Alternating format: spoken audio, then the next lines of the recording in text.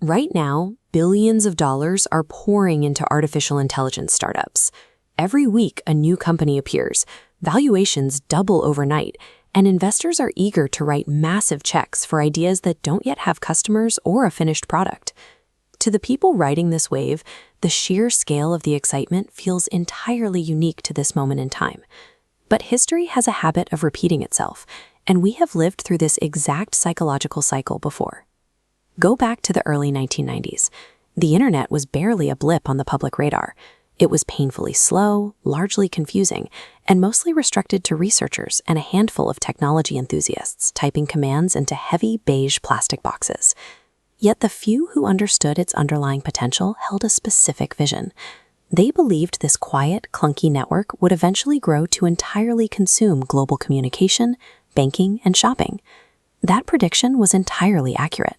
But a serious danger lurks when a market discovers a world-altering technology before anyone actually knows how to build a profitable business model to support it. In August 1995, Netscape went public. The stock price nearly doubled on the very first day of trading. Wall Street realized people weren't looking for companies with solid quarterly earnings. They were eager to buy shares of future possibilities. A collective mindset took hold, earning the title of the new economy. The assumption was that traditional rules of commerce were outdated, and this digital landscape rendered old-fashioned metrics like standard profit margins completely obsolete. The reigning mandate in Silicon Valley became get big fast. Venture capital poured in, and startups began spending hundreds of millions of dollars on aggressive hiring, massive advertising campaigns, and lavish office spaces before ever proving their concepts worked. This chart demonstrates the trajectory of a traditional business with flat returns. Executives realized they could change nothing, file a rebranding form, and sound like a tech startup. By simply adding .com to their name, their stock prices surged exponentially, completely detached from actual revenue. The frenzy quickly spilled out of corporate boardrooms. Taxi drivers handed out stock tips, students opened brokerage accounts, and retirees chased skyrocketing returns, terrified of missing out on the wealth accumulating around them. When an entire ecosystem operates on the assumption that asset prices have nowhere to go but up, basic questions about how a company actually plans to survive are completely abandoned. Consider Pets.com. On paper, it was a logical premise. People love their animals, and they buy a lot of supplies. Moving that transaction online captured tremendous investor excitement and public attention. This flowchart outlines their actual logistics model.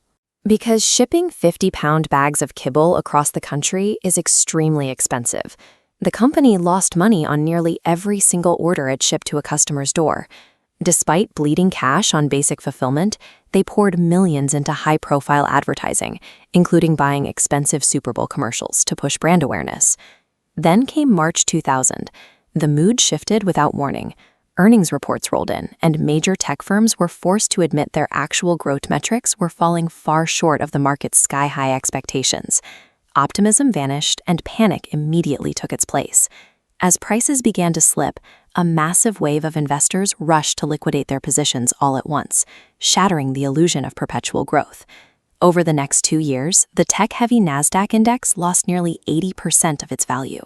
More than $5 trillion in market capital evaporated, forcing thousands of internet startups into immediate bankruptcy. Less than a year after going public, Pets.com shut down entirely. Their collapse proved a harsh reality. Widespread cultural popularity and a recognizable mascot cannot outrun a broken business model. The ultimate irony of the crash is that the most aggressive optimists were entirely correct.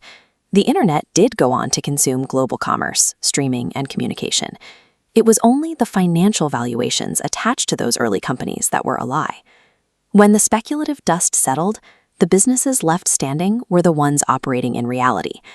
Amazon watched its stock lose more than 90% of its value during the panic, leading critics to declare the company dead. Instead of folding, they kept their heads down.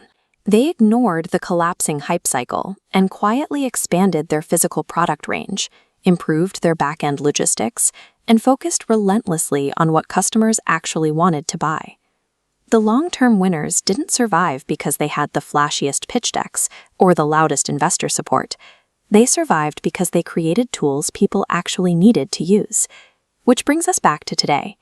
We are watching the exact same influx of capital flow into the new frontier of artificial intelligence. There is no doubt that this current wave of innovation will produce the next iteration of highly durable, highly valuable global corporations.